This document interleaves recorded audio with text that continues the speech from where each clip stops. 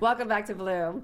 Mount Everest climbing season may be closed due to the coronavirus pandemic this year, but Captain Harold Earls and his wife Rachel Earls are reliving their untold personal story from the 2016 USX Veterans Expedition in their book, A Higher Calling, while also helping others face their own personal Everest.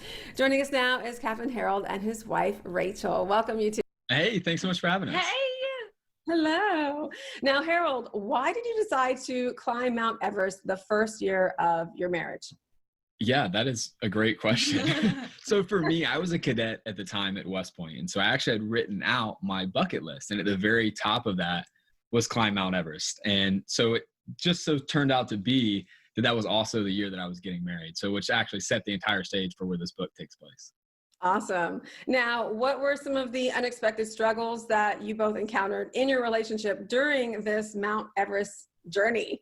Well, I think it's actually kind of surprising that you would think, of course, there's struggles, but the really beautiful thing was that during that time, I felt really empowered, because Harold had this big dream to go and climb Mount Everest, and I could have just sat at home and been like, okay, this is your time. But I decided, you know what, like, I'm going to take the reins of my own story. And so I decided to travel and go on my own adventure. So I thought that was just really cool. And something I want other people to take away is, don't just sit back in the waiting, like live your adventure right now. And I think for me, I knew the physical challenges that Everest would be, but I don't think I really realized the social and really more so the emotional effect that would have on me. I remember actually I'd gotten back down from the mountain. We had a really bad storm on the way back down. And so I got back down and I called my dad on the satellite phone, and some of our team was still on the mountain. And so he said something to me that I'll never forget. He said, "Son, you need to go back up the mountain or die trying in order to find him." And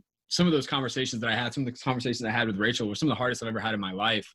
At the time, being 23 years old, I just didn't really expect that or was prepared for that moment.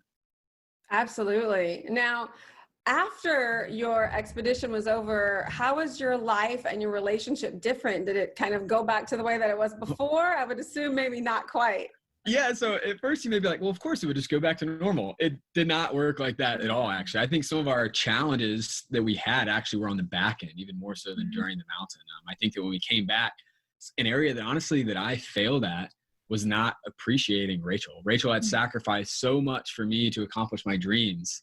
And yet we had this summit party at the very end. We had all the sponsors and donors and people were there. And Rachel was sitting right there, front and center, googly eyed, just looking at me, so proud. And I didn't even think to thank her. And it was a real learning point, honestly, for me, and a growth area for our marriage. Yeah, it was really cool on the back end just to be able to communicate through all that we went through. I feel like we grew so much more from communicating about it. That's great. Now, as you face this COVID-19 crisis together, how has it been maybe similar to the Mount Everest crisis? And as a result, what are you doing differently as a couple to manage through the crisis? Yeah, wow, great question. I think communication is the key. I think that's something that we've learned a lot. I mean, obviously we don't have all the answers. We're young in our marriage, but I think when we failed, it's been because of communication. And when we've succeeded, it's been because of communication. We've been long distance our entire relationship up until the point that we got married. And so we had to learn a lot about communication. I think that sometimes, even when we're sitting side by side right now, it doesn't mean that communication actually takes place. Yeah, and even like with Everest, the big thing for me was not to let fear drive my story. And so the same thing in the middle of COVID is don't let that fear just cripple you. You got to find right now what the beauty is around you and how you can make something good come from it.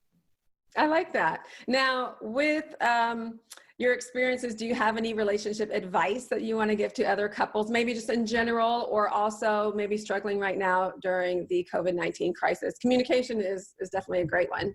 Yeah, I think you have to just show up for each other. And something we talk about a lot of times is knowing each other's love languages. And so it looks different for us. For him, he's physical touch. So maybe that means just me going over and giving him a little shoulder rub or a little kiss on the cheek and letting him know, like, I appreciate you. I see you. Those little things, they really do count. Yes, it's really important to hear also, especially when people are staying at home and they're around each other all the time, and sometimes they space a little too much. So, oh yeah. Great. And Yeah, I'm really excited about this book. It's called A Higher Calling. And for more information, make sure to visit the website at earls.org. Thank you so much, you two. It's been a pleasure. We appreciate you. See you later. much. We'll be back with more Bloom right after this.